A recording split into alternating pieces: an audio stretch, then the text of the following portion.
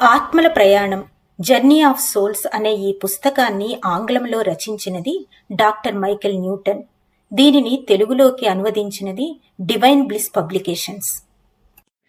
ఈ 53వ భాగంలో 13వ అధ్యాయమైన కొత్త శరీరాన్ని ఎంపిక చేసుకోవడం కంటిన్యూ చేద్దాం. డాక్టర్, టెక్సస్ లో ఉండే స్టీవ్ శరీరంలోనికి నీ ఆత్మ ప్రవేశిస్తే ఇయాన్ దానిని తన పట్ల నీ కర్మ సంబంధమైన రుణాన్ని తీర్చుకునే ప్రయత్నంగా భావిస్తుందా? సబ్జెక్టు కాసేపాగి, స్టీవ్లా నా జీవితం ఒక శిక్ష లాంటిది కాదు. డాక్టర్, అది నువ్వు చూడగలిగినందుకు నాకు సంతోషంగా ఉంది. అయితే నువ్వు నేర్చుకోవలసిన పాఠం ఏమిటి? సబ్జెక్ట్, కుటుంబ సంబంధాలు ఏ విధంగా నిర్జీవమైపోతాయో అనుభూతి చెందాలి. ఉద్దేశపూర్వకంగా సంబంధాలను తెంచివేయడం. డాక్టర్, తల్లి కొడుకుల బంధాన్ని ఉద్దేశపూర్వకంగా తెంచివేయడమా? సబ్జెక్ట్, అవును. అనాథలా వదిలేస్తే ఎలా ఉంటుందో తెలుసుకోవడానికి. డాక్టర్, సుమస్, ఇయాన్ను అక్కడి నుండి వెళ్ళనిచ్చి వేరే ఆత్మలను మనతో కలిసేటట్లు చెయ్యి. సబ్జెక్టు చింతిస్తూ, ఇయాన్ తేలుతూ వెళ్ళిపోతోంది. ముందుకు వస్తున్న ఆత్మలు ఛా, తళు కాలిష్లు వస్తున్నారు. సబ్జెక్టు తన కుర్చీలో గింజుకొని తన మనస్సులో నుండి ఆ రెండు ఆత్మలను బయటికి నెట్టివేస్తున్నట్లు చేతులతో తోసేస్తున్నాడు. డాక్టర్, వాళ్ళెవరు? సబ్జెక్టు కంగారుగా, తుళు కాలిష్లు. స్టీవ్ పెంపుడు తల్లిదండ్రుల్లా ఉండడానికి ముందుకు వచ్చారు. వారిద్దరూ ఎక్కువగా కలిసి పనిచేస్తూ ఉంటారు. డాక్టర్, అప్పుడు మరి ఇంకా సమస్య ఏమిటి? సబ్జెక్ట్, వాళ్ళు మళ్ళీ అంత త్వరగా రావడం నాకిష్టం లేదు. డాక్టర్, సుమస్, నా కోసం కొంచెం నిదానంగా చెప్పు. వీళ్లతో ఇంతకు ముందు కలిసి పనిచేశావా? సబ్జెక్ట్, ఇంకా తనలో తానే మాట్లాడుకుంటూ, అవును అవును, కానీ వాళ్లతో చాలా కష్టం. కాలిష్ అయితే మరీ ఇబ్బంది. ఇంత త్వరగా మళ్లీ వాళ్లతో కలిసి పనిచేయడం నాకిష్టం లేదు. నా జర్మనీ జీవితంలో వాళ్ళు నా భార్య తల్లిదండ్రులు. సూచన, మేము ప్రస్తుత విషయాన్ని కొంచెం పక్కన పెట్టి సుమస్ యూరప్ లో ఒక పెద్ద సైనాధికారిగా ఉన్నప్పుడు జీవితం గురించి చర్చించాము. ఆ జన్మలో స్టీవ్ కుటుంబాన్ని అంతగా పట్టించుకునేవాడు కాదు. దానితో సమాజంలో బాగా పలుకుబడి ఉన్న అతని అత్తమామలు అతడితో వెటకారంగా ప్రవర్తించేవారు.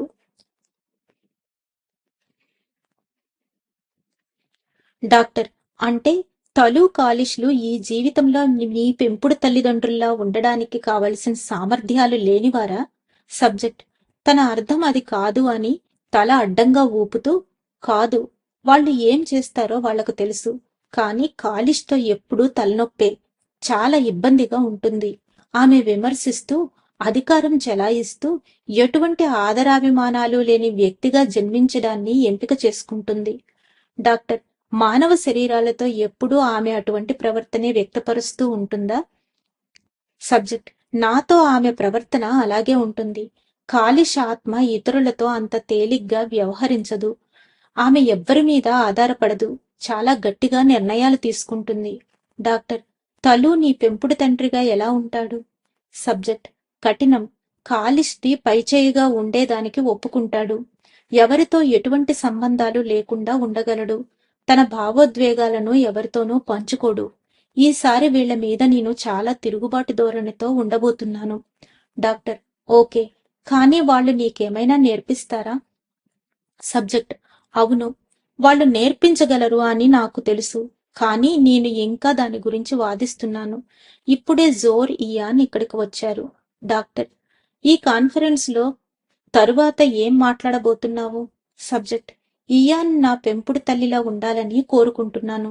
వాళ్ళందరూ దానికి నవ్వుతున్నారు. నా వాదనను జోర్ ఒప్పుకోవడం లేదు. నేను జోర్తో క్లోజ్గా ఉంటానని అతనికి తెలుసు. డాక్టర్, సుమస్, వాళ్ళు నిన్ను ఆట పట్టిస్తున్నారా? సబ్జెక్ట్, అయ్యయ్యో కాదు, ఆ విధంగా ఏమాత్రం లేదు. నేను వాళ్లతో చేసిన తప్పులను సరిదిద్దుకోవటానికి, నేను విముఖంగా ఉండడానికి గల కారణం చెప్పమని నన్ను తళు కాలిష్ నిలదీస్తున్నారు.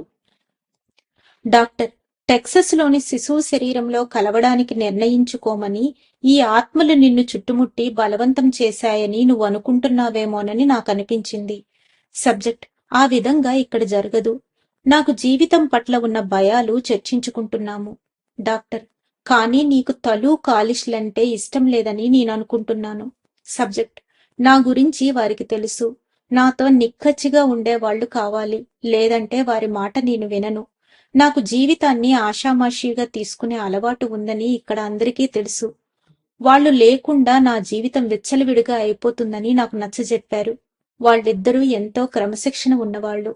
డాక్టర్, దీన్ని బట్టి నువ్వు వాళ్లతో టెక్సస్ జీవితంలోనికి ప్రవేశించాలనే నిర్ణయం దాదాపు తీసుకున్నట్లే అని నాకనిపిస్తోంది. సబ్జెక్టు లోతుగా ఆలోచిస్తూ, అవును. చిన్నపిల్లవాడిగా ఉన్నప్పుడే వాళ్ళు నా మీద ఎన్నో ఆంక్షలు విధించేటట్లు ఉన్నారు. కాలిష్ వ్యంగ్యపు మాటలు, తలు ప్రతి విషయాన్ని ఏమాత్రం తప్పు లేకుండా ఉండాలనుకోవటం, ఇయాన్ను పోగొట్టుకోవడం. ఈ జన్మ చాలా దుర్భరంగా ఉండబోతోంది. డాక్టర్, నీ తల్లిదండ్రుల్లా పాత్రలు పోషించడం వల్ల తలు కాలిష్లకు ఏం ప్రయోజనం? సబ్జెక్ట్, కాలిష్ తలుల మనస్తత్వాలు. నా మనస్తత్వం వేరు. వారి వ్యవహారంలో నేను తలదూర్చి అలజడి సృష్టించకూడదు. వాళ్ళు కఠినంగా ఉండి వాళ్ల గర్వాన్ని తొలగించుకోవటానికి ఇది ఉపయోగపడవచ్చు.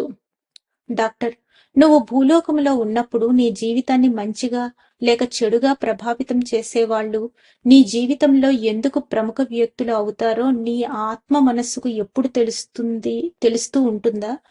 సబ్జెక్ట్, తెలుస్తుంది. కానీ ఆ జన్మలో నేను ఉన్న వ్యక్తికి కూడా అలాగే తెలుస్తుందని కాదు. చిరునవ్వుతో, భూలోకంలో మనం ఆ విషయాన్ని తెలుసుకోగలగాలి. డాక్టర్, ఇప్పుడు మనం చేస్తున్నది అదేనా? సబ్జెక్ట్, అవును. నేను ఈ సమయంలో ఆ ఉద్దేశాన్ని కొంచెం మోసం చేస్తున్నాను. కానీ పర్వాలేదు, నేను దీనిని ఉపయోగించుకుంటాను. మన బాహ్య చేతన మనస్సు ద్వారా అసలు ఆత్మలుగా మనం ఏమిటి అని కనుగొనడం మనలో చాలా మందికి అంతుబట్టని విషయం. అధిచేతన స్థితిలో కూడా మనలో కొంత బాహ్య చేతన మనస్సుతో మనను మనం గమనించే సామర్థ్యాన్ని కలిగి ఉండడాన్ని పాఠకులు కూడా స్పష్టంగా అర్థం చేసుకుని ఉంటారని నేను అనుకుంటున్నాను. హిప్నోథెరపీ జరిపేటప్పుడు మనస్సులోని అన్ని అంశాలను కలుపుతూ క్లయింట్లు తమ అంతరంగంలోనికి వెళ్ళడానికి సహాయం చేయడం నా పనిలో ప్రధానమైన భాగం. స్టీవ్ తన ఆత్మను అవగాహన చేసుకోవడం ద్వారా తన ప్రవర్తనకు గల ఆంతరంగిక ఉద్దేశాలు తెలుసుకోవాలని నా ఆలోచన. ఇప్పుడు మా మధ్య జరిగే సంభాషణ ద్వారా స్టీవ్ శరీరంలోనికి సుముస్ ఆత్మ ప్రవేశించడానికి వెనుక ఉన్న ఇంకొన్ని విషయాలు బయటపడతాయి. జోర్, ఇయాన్, తళు, కాలిషులతో కాన్ఫరెన్స్ అయిపోయాక సుముస్ ను నిశ్శబ్దంగా ఉన్న ఒక ఆధ్యాత్మిక ప్రదేశానికి తీసుకుని వెళ్లాను. డాక్టర్, ఇప్పుడు చెప్పు సుముస్, నీవు ఎంచుకున్న శరీరాల్లో ఎంతవరకు నీ ఆత్మ యొక్క అసలు అస్తిత్వాన్ని వెలిబుచ్చగలిగావు? సబ్జెక్ట్, చాలా వరకు. కానీ ఏ రెండు శరీరాలు ఒకటిగా ఉండవు. నవ్వుతూ, ఆత్మ, మానవ శరీరాలు ప్రతిసారి చక్కగా అతకవు తెలుసా? నేను నా పూర్వ శరీరాల్లో కొన్నింటిని మిగిలిన వాటికంటే ఎక్కువగా ఇష్టంగా గుర్తు తెచ్చుకుంటూ ఉంటాను. డాక్టర్, నీ ఆత్మ మెదడుపై ఆధిపత్యం చెలాయించడం లేదా దానికి లొంగిపోవడం జరుగుతుందని అంటావా? సబ్జెక్ట్, అది చెప్పడం కష్టం. వివిధ శరీరాల ద్వారా మేము ఏమిటో వ్యక్తపరుచుకోవడానికి ప్రయత్నిస్తాం. కానీ ప్రతి మెదడు చూపే ప్రభావంలో చాలా సూక్ష్మమైన తేడాలు ఉంటాయి. డాక్టర్, ఆత్మలు లేకుండా మానవ శరీరాలు ఎలా ఉంటాయని అనుకుంటావు? సబ్జెక్ట్, ఇంద్రియాలు, ఉద్వేగాలు వాటిపైన అధికారం చేస్తాయి. డాక్టర్, ప్రతి మానవ మెదడు నువ్వు వేరుగా స్పందించేటట్లు చేస్తుందని నమ్ముతావా? సబ్జెక్ట్, నేను ఏమిటో అనేదాన్ని కొన్ని శరీరాలు వేరే వాటి కంటే బాగా ఉపయోగించుకుంటాయి. కానీ భౌతిక ఉద్వేగాలు చాలా బలమైనవి, నన్ను అణిచివేస్తాయి. నేను అప్పుడు అంతగా ప్రభావం చూపించలేకపోతున్నాను. డాక్టర్, అంటే ఈ శరీరం యొక్క కేంద్ర నాడీ వ్యవస్థ వల్ల ప్రభావితమై స్టీవ్ ఎలా అయితే విపరీతమైన కోపాన్ని ప్రదర్శిస్తాడో ఆ విధంగానా? సబ్జెక్ట్, అవును. అటువంటి గుణాలు వంశపారంపర్యంగా వస్తాయి. డాక్టర్, కానీ ఈ శరీరాన్ని ఎంపిక చేసుకోకముందే స్టీవ్ ఎలా ఉంటాడో నీకు తెలుసు కదా? సబ్జెక్ట్ చిరాకుగా, అవును, అదే నా సమస్య. ముందే చెడ్డగా ఉన్న పరిస్థితిని నేను ఇంకా చండాలంగా తయారు చేశాను. మనిషి మనసులో గందరగోళాలు లేకుండా ప్రశాంతంగా ఉన్నప్పుడు మాత్రమే నేను సరిగ్గా పరిస్థితులను బేరూజీ వేయగలను. అయినా గాని నాకు విపరీతమైన ధోరణి గల వ్యక్తులుగా ఉండాలంటే ఇష్టం. డాక్టర్: బేరూజీ వేయడం అంటే నీ ఉద్దేశం ఏమిటి? సబ్జెక్ట్: ఐడియాలను బేరూజీ వేయగలగడం, కష్టకాలంలో స్టీవ్ స్పందించే తీరును అర్థం చేసుకోవటం. డాక్టర్: నిష్కర్షగా ఉన్నది ఉన్నట్లు చెప్పాలంటే నువ్వు స్టీవ్ శరీరంలో సంబంధం లేని వేరే కొత్త వ్యక్తిలా ఉన్నావనిపిస్తోంది. సబ్జెక్ట్: నీకు అటువంటి అభిప్రాయం కలిగించుంటే సారీ. మేము మనిషి మనసులను కంట్రోల్ చేయలేం. మా ఉనికి వల్ల వాళ్ళు ఎదిగేటట్లు, ప్రపంచాన్ని సరియైన దృష్టితో చూసి నైతికతకు స్పందించేటట్లు, జీవితానికి ఒక అర్థం వచ్చేటట్లు ప్రయత్నిస్తాం. డాక్టర్: అంతా బాగానే ఉంది గాని మానవ శరీరాలను మీ ఎదుగుదల కోసం కూడా వాడుకుంటారు గదా. సబ్జెక్ట్: అవును, ఖచ్చితంగా. అనువుగా మార్చుకొని శక్తిని ఇచ్చి పుచ్చుకోవడం లాంటిది. డాక్టర్: ఓ, ఎంచుకునే శరీరానికి అనుగుణంగా మీ శక్తిని మార్చుకుంటారా? సబ్జెక్ట్: అలా కాదు. ప్రతి శరీరం యొక్క ఉద్వేగ అవసరాలను బట్టి నాలోని వివిధ లక్షణాలను వ్యక్తపరుస్తాను అని చెప్తే బాగుంటుంది. డాక్టర్: సరే, ఇంకా స్పష్టత కోసం ప్రయత్నిద్దాం. ప్రస్తుతము భూమి మీద నీకు, స్టీవ్ మెదడుకి మధ్య ఏం జరుగుతూ ఉంది? సబ్జెక్ట్: నేను మునిగిపోయాను అని అనుకునేవాడిని. కొన్ని సందర్భాల్లో నా శక్తి అంతా నెగిటివ్ పరిస్థితుల్లో అలసిపోయి స్పందించకుండా స్తబ్దుగా ఉండిపోతుంది. డాక్టర్: హరోమ్, స్టీవ్ జీవితాలు, వాటి మధ్య జన్మలన్నీ ఒకసారి చూడు. వాటన్నిట్లో ఉన్న ఒకే రకమైన లక్షణాలు ఏమైనా నిన్ను ఆకర్షించాయా? సబ్జెక్ట్ చాలాసేపాగి: నేను బలమైన సంబంధం కోరుకునే అస్తిత్వాన్ని, ఇతరులతో కలుపుగోలుగా ఉంటూ దూకుడుగా ప్రవర్తించే వ్యక్తుల శరీరాలను ఎంపిక చేసుకుంటాను. డాక్టర్: దూకుడు అంటే నువ్వు చెప్పాలనుకున్న విషయాన్ని నొక్కి చెప్పడం అని కాకుండా శత్రుత్వం అని నేను అర్థం చేసుకుంటున్నాను. సబ్జెక్టు కాసేపాగి: తమ తోటి వాళ్ళని ప్రభావితం చేసేవాళ్ళు అంటే బలంగా, ఒక్కసారిగా పూర్తిగా విరుచుకుపడే వ్యక్తిత్వాలున్న వారి పట్ల ఆకర్షితుడినవుతాను. డాక్టర్: నీ ఆత్మకు నీ చుట్టూ ఉన్న వారిని కంట్రోల్ చేయడం అంటే ఇష్టమా? సబ్జెక్ట్: కంట్రోల్ చేయడం కాదు గాని నా చుట్టూ ఉన్న వారితో బలమైన సంబంధం లేని వ్యక్తులుగా జీవించడాన్ని నేను ఎంచుకోను. డాక్టర్: సుముస్, నీతో ఉన్న ఇతర ఆత్మలను వారి జీవితాల్లో ఎలా ఉండాలో డైరెక్ట్ చేస్తుంటే అది కంట్రోల్ చేస్తున్నట్లు కాదా? సబ్జెక్ట్ సమాధానం లేదు. డాక్టర్: నీ మానవ సంబంధాల గురించి జోర్ ఏమంటాడు? సబ్జెక్ట్: కీలకమైన నిర్ణయాలు తీసుకునే స్థాయిలో ఉండే వ్యక్తులుగా ఉండి మనుషులను ప్రేరేపించడానికి బలాన్ని ఉపయోగించడం అంటే నాకు ఇష్టమని చెప్తాడు.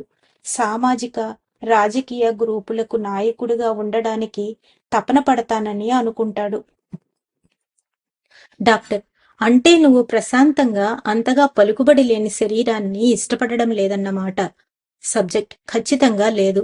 డాక్టర్ కావాలని ఇబ్బంది పెట్టడానికి ఇంకా కఠినంగా మాట్లాడుతూ: సుమస్, నీవు అరేబియాలో హొరోమ్గా ఉన్న జీవితంలో నీకున్న అధికారాన్ని దుర్వినియోగం చేయడాన్ని ఇష్టపడడం, అలాగే టెక్సస్లో స్టీవ్గా ఉన్న జీవితంలో నీ ఉద్యోగులను బాధ పెట్టడంలో సంతోషాన్ని వెతుక్కోవడం నిజం కాదా?